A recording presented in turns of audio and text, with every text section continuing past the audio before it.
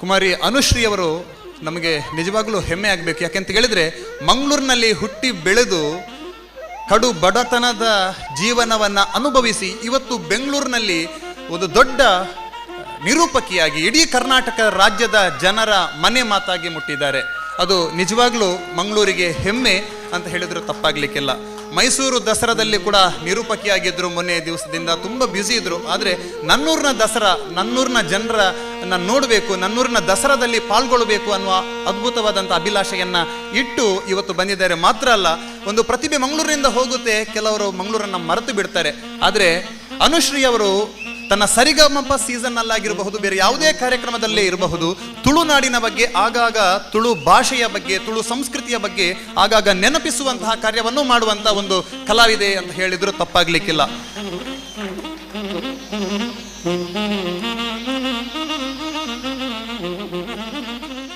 ಈಗ ನಮ್ಮೆಲ್ಲರಿಂದ ಗೌರವಪೂರ್ವಕವಾದಂತಹ ಸನ್ಮಾನವನ್ನು ಸ್ವೀಕರಿಸಿದಂತಹ ಕುಮಾರಿ ಅನುಶ್ರೀ ಅವರು ಮಾತುಗಳನ್ನಾಡ್ತಾರೆ. ಅವರ ಮಾತುಗಳಿಗಾಗಿ ನಾವೆಲ್ಲರೂ ಕಾತರದಿಂದ ಕಾಯ್ತಾ ಇದ್ದೇವೆ. ಮಾತಿರಗ್ಲ ನಮಸ್ಕಾರ. ಎಂಚೋಲ್ಲಾರು ಸೌಖ್ಯನ ಐತೆನ ಸೌಂಡ್ ಕುದ್ರೋಳಿಡು ಅಲ್ಪ ಉಂತಿನಕಲು ನಾನು ಎನರ್ಜಿ ಇಜ್ಜ. ಎಂಚೋಲ್ಲಾರು ಕನ್ನಡಲ್ಲಿ ಮಾತಾಡಲ್ಲ, ಹೇಗಿದ್ದೀರಾ?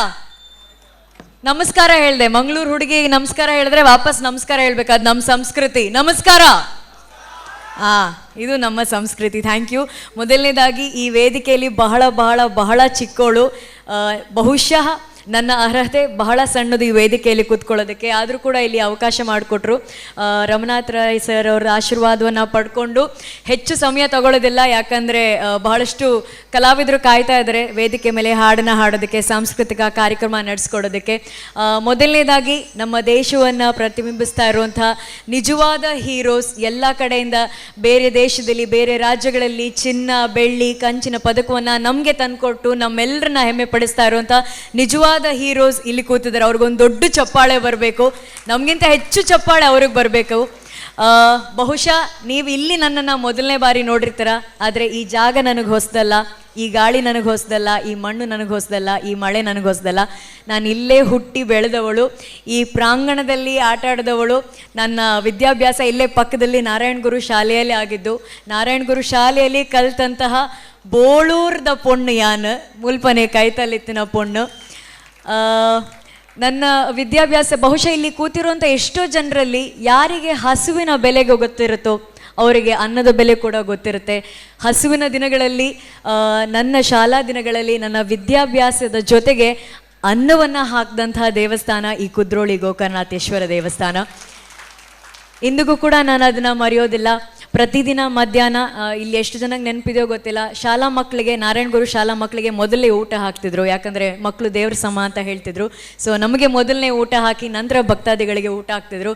ಪ್ರತಿದಿನ ಇಲ್ಲಿ ಬಂದು ತಟ್ಟೆಯಲ್ಲಿ ಊಟ ಮಾಡಿ ಆ ತಟ್ಟೆಯನ್ನು ಇಟ್ಟು ಬ್ರಹ್ಮಶ್ರೀ ನಾರಾಯಣ ಗುರು ಅವರ ಆಶೀರ್ವಾದವನ್ನು ಪಡ್ಕೊಂಡೇ ನನ್ನ ವಿದ್ಯಾಭ್ಯಾಸ ಮುಂದುವರೆದಿದೆ. ಇವತ್ತು ನನ್ನ ಬಾಯಲ್ಲಿ 4 ಅಕ್ಷರ ಬರ್ತಾ ಇದೆ, ನಾನು ಹೊಟ್ಟೆ ತುಂಬ ಊಟ ಮಾಡ್ತಾ ಇದ್ದೀನಿ ಅಂತ ಅಂದರೆ ಅದಕ್ಕೆ ಕಾರಣ ಬ್ರಹ್ಮಶ್ರೀ ನಾರಾಯಣ ಗುರುಗಳು ಹಾಗೂ ಕುದ್ರೋಳಿ ಗೋಕರ್ಣನಾಥೇಶ್ವರ ದೇವಸ್ಥಾನ. ಇದೆಲ್ಲವೂ ನಾವು ಇವತ್ತು ಇಡೀ ಕರ್ನಾಟಕ ನಮ್ಮನ್ನು ನೋಡ್ತಾ ಇದೆ, ನಮ್ಮ ಮಾತುಗಳನ್ನು ಮೆಚ್ಕೋತಾ ಇದೆ ಅಂತ ಅಂದರೆ ಅದಕ್ಕೆ ಕಾರಣ ಈ ಮಣ್ಣು, ಈ ಭೂಮಿ. ಇದನ್ನು ನಾನು ಯಾವತ್ತಿಗೂ ಎಂದಿಗೂ ಮರೆಯೋದಕ್ಕೆ ಸಾಧ್ಯನೇ ಇಲ್ಲ. ಎಷ್ಟು ಖುಷಿಯಾಯಿತು ಮತ್ತೆ ಈ ದೇವಸ್ಥಾನದ ಒಳಗಡೆ ಬಂದು ನಿಂತಾಗ. ಯಾಕಂದರೆ ಆವಾಗ ಬಂದು ಆಟ ಆಡಿಕೊಂಡು, ಇಲ್ಲೆಲ್ಲ ದೇವಸ್ಥಾನದಲ್ಲಿ ಆಟ ಆಡಿಕೊಂಡು ದೇವ್ರ ದರ್ಶನ ಮಾಡಿಕೊಂಡು ಅಲ್ಲಿ ಲಡ್ಡು ಕೊಡ್ತಾಯಿದ್ರು, ಬಿಸಿ ಬಿಸಿ ಲಡ್ಡು ತಿನ್ಕೊಂಡು ಊಟ ಮಾಡ್ಕೊಂಡು ಓಡಾಡ್ತಿದ್ದಂಥ ಹುಡುಗಿ ಇವತ್ತು ಈ ಒಂದು ವೇದಿಕೆ ಮೇಲೆ ಕೂತ್ಕೊಳ್ಳುವಂಥ ಒಂದು ಅವಕಾಶವನ್ನು ಪಡ್ಕೊಂಡಿದ್ದೀನಿ ಅಂತಂದರೆ ಅದಕ್ಕೆ ಇಲ್ಲಿನ ಗೋಕರ್ಣನಾಥೇಶ್ವರ ದೇವರೇ ಕಾರಣ. ಅವರಿಗೆ ನನ್ನ ಧನ್ಯವಾದಗಳನ್ನ ತಿಳಿಸ್ತಾ, ಬ್ರಹ್ಮಶ್ರೀ ನಾರಾಯಣ ಗುರುಗಳನ್ನು ನೆನೆಸ್ಕೊಳ್ತಾ, ಮಂಗಳೂರಿನ ಎಲ್ಲ ಜನತೆಯಲ್ಲಿ ನನ್ನ ಒಂದು ಧನ್ಯವಾದಗಳನ್ನ ತಿಳಿಸೋದಕ್ಕೆ ಇಷ್ಟಪಡ್ತೀನಿ. ದಯಪಂಡ ಇರ್ನ ಮಣ್ಣದ ಬಾಲೆನ ಈತ್ ಮುಟ್ಟ ಲೆತೊಂಬ ಇದ್ದಾರೆ, ಮಾತಿರ್ಲ ಇರ್ನ ಇರ್ನಿಕ್ಲಿಂಕ್ ಆಶೀರ್ವಾದ ಮಂತಿದ್ದಾರೆ, ಇಡೆಮುಟ್ಟ ಬರ್ರೆ ಮಾತಿರ್ಲ ಮಸ್ತ್ ಸಪೋರ್ಟ್ ಮಂದಾರು. ಐಕ್ ಮಸ್ತ್ ಮಸ್ತ್ ಥ್ಯಾಂಕ್ಸ್.